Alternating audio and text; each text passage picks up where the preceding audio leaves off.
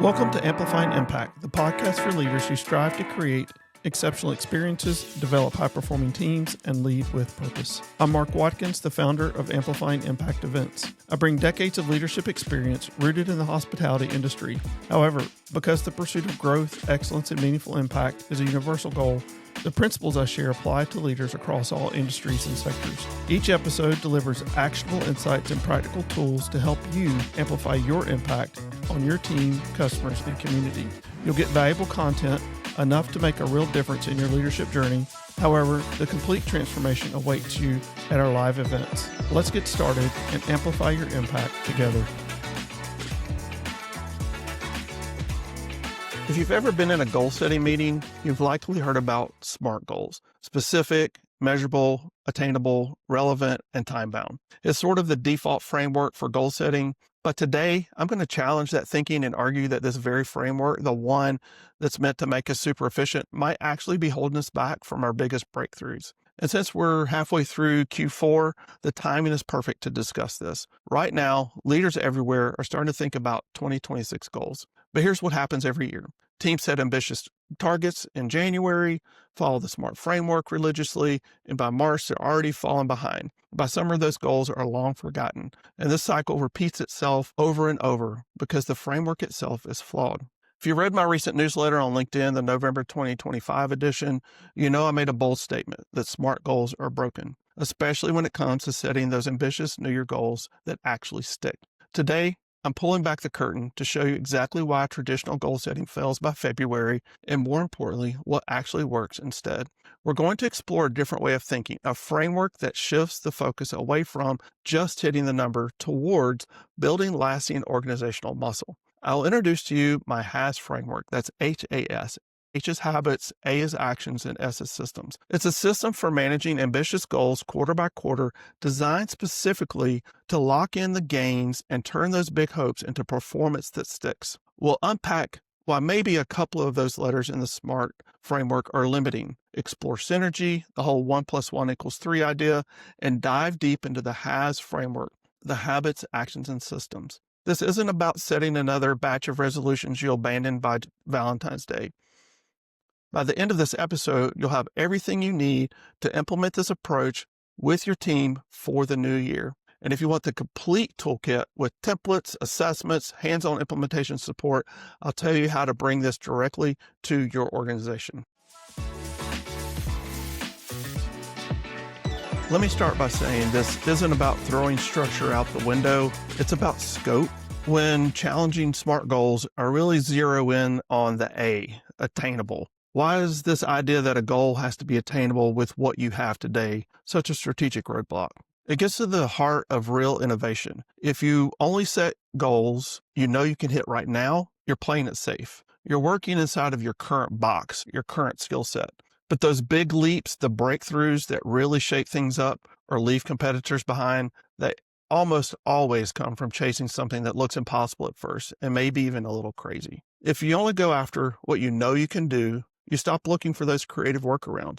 You kill the big vision you need for real transformation and growth. Now, I can hear the pushback. Mark, if we ditch attainable, don't we just set teams up to fail constantly? Doesn't that crush morale? It sounds like burnout waiting to happen. And that's actually where my H.A.S framework I'll introduce shortly to manage that risk comes in. Look, if you set a huge ambitious goal for the year, you're probably not going to hit it 100%, maybe not even close sometimes. But the real value isn't in the final score, it's the capability you build along the way. By breaking that impossible goal down into smaller, quarterly manageable steps, done through my H.A.S framework, that's H.A.S, you keep the motivation going. You celebrate the progress, the new habits, the actions taken, and the systems built, even if that big, hairy, audacious goal is still ways off. The H is habit, the A is action, and the S is systems. The destination is way out there, but this framework, the steps that you take, make it feel doable. What about relevant? That's the other letter I challenge, the R in the SMART goals. Relevant often gets misinterpreted. It gets tangled up with, can we do it based on past performance? But relevance has to be tied directly to the organization's biggest aspiration, the thing that creates the most value, the biggest impact. If a leader has a vision that requires a massive stretch, that vision dictates relevance, not some acronym. It's about what you truly want for the team. But here's what's non-negotiable from the SMART acronym, the M, measurement. We're not throwing accountability out the window. If you can't put a number on it, if it's just vague stuff like improve satisfaction or be more aligned, you'll never know if you get there.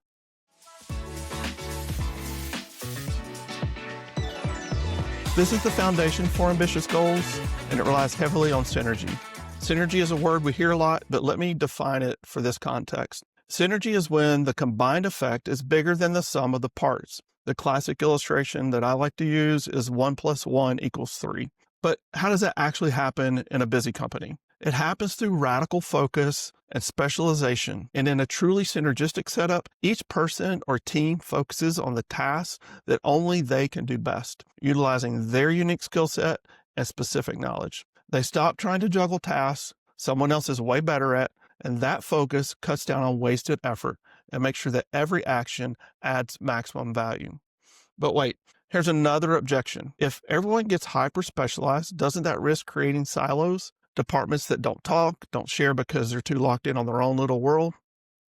Here's the crucial link back to those ambitious goals. The ambitious goal, the one that's unattainable, puts the focus on synergy. As an example, a sales team can't suddenly jump from closing 2 deals a month to 8 deals a month all by themselves. They need to change their approach.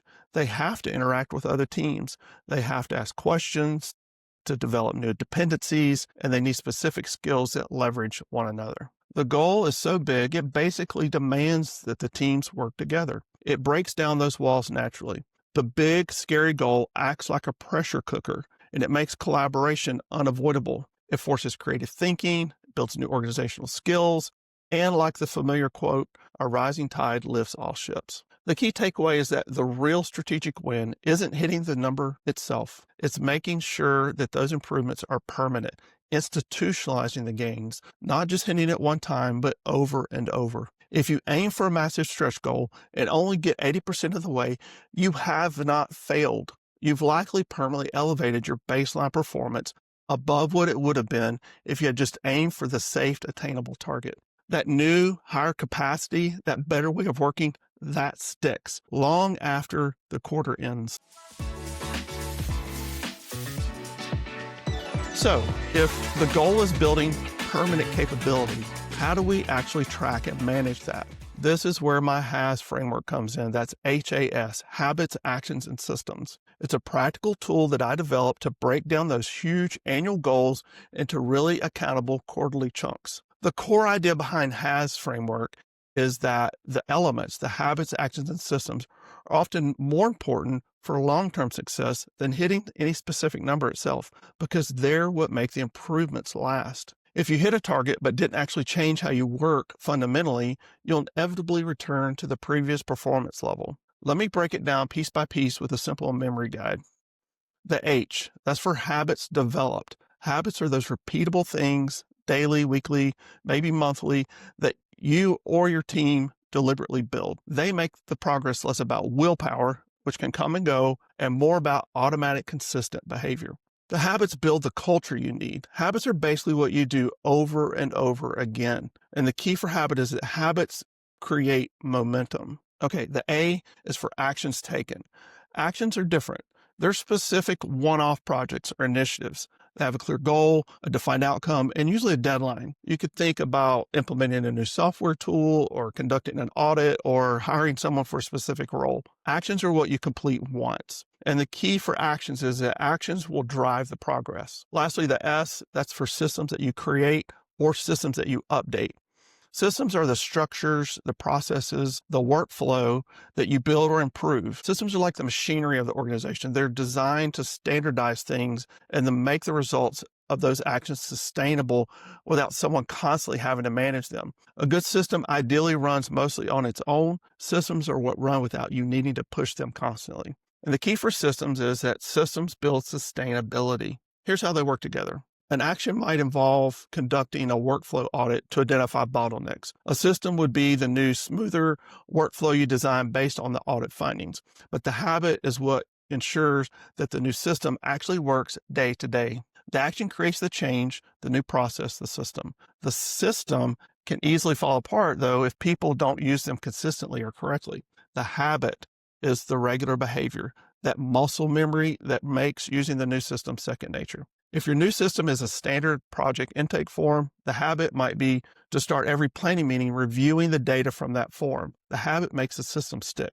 Now, let's take a break for a word from our sponsor, Amplifying Impact Events. What you're learning today is powerful, but imagine transforming your entire organization's leadership capabilities, not just goal setting, but comprehensive leadership development that creates lasting change. Through Amplifying Impact Events, I partner with business owners and organizational leaders to deliver customized leadership experiences that develop high-performing teams, build exceptional customer experiences, and create cultures of accountability and growth. Whether it's leadership workshops, team development retreats, or executive development, I bring decades of proven hospitality and operations expertise to organizations across industries. Today's content is just one example of the systematic approaches I help leaders implement. The organizations that invest in comprehensive leadership development consistently see improved employee engagement, stronger leadership pipelines, better customer experiences, and breakthrough business results. It's not just professional development. It's organizational transformation that builds lasting competitive advantage. If you're ready to amplify the impact of your entire leadership team and create truly exceptional operational performance, visit amplifyingimpactevents.com to explore the full range of leadership development solutions available to your organization. Welcome back. Managing a huge annual goal needs constant effort. It's not set it and forget it. That's why I advocate for the eat an elephant at one bite at a time approach. Utilizing that tight quarterly rhythm. It's basically a structured feedback loop that happens every quarter. And there's two key steps. Step one is the look back. This requires a truly honest assessment of how your H.A.S plan performed over the last quarter. Not just did we hit the revenue number, but we evaluate the effort and the construction. For habits, we're asking questions like, did we actually do the daily reflection? What habits really took root? Why?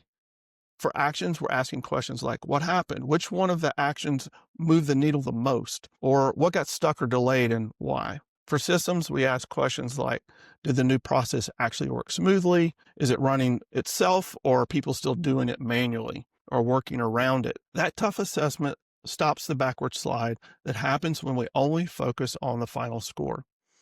Step two is the look forward, and you'll complete this at the beginning of the first quarter and then as you go into each quarter after that. The look forward defines the H.A.S focus for the next quarter. It is really based on what the look back provides us as well. Now, you might be wondering, how does this framework deal with procrastination? If a team knows the goal is massive and they slip on the habit for a couple of weeks, how do we stop them from just throwing their hands up and quitting? Well, the quarterly structure itself is the antidote for procrastination. Procrastination loves fuzzy, far-off deadlines. However, because the H.A.S framework pieces are so specific and relatively short-term, such as the system needs to be live by week 6 or this habit needs daily practice, the window for accountability is much smaller. If you mess up your Q1 habits, you don't just ignore them. It gets flagged, talked about in the look back, and then immediately addressed in the Q2 plan. We're not waiting a whole year to find out you're off track. It forces constant minor adjustments and celebrates those small wins. The look forward is a combination of adjustments from the previous quarter's look back and introducing new additional habits and systems and actions that continue the progress. Let's make this really concrete. Let me give you a hypothetical example. Say the goal is to boost team productivity by 25% by year end. That could mean going from completing 18 projects a quarter to 23. That 5-project jump feels like a real stretch, maybe even painful. For Q1, we designed H.A.S components specifically to build the underlying capability to hit that number later. Our progress will be incremental. The goal should be so big that we don't hit it in one quarter. We should see quarter by quarter progress, however.